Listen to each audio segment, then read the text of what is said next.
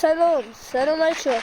من میخوام یه اچیومنت بهتون بدم با یک تیر وان شات کنه. نگاه کنه یک تیر وان شات میکنه. نگاه کن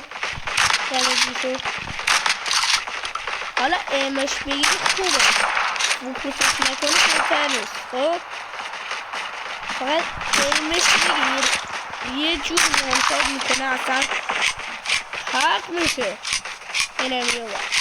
خب بعد اینجوری میکنه اوکی وان شات.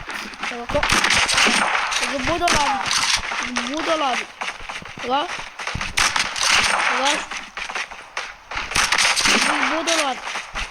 بودو لابی این تازه مره اینا. نگاه کن بودو لابی با دو تیر بودو لابی.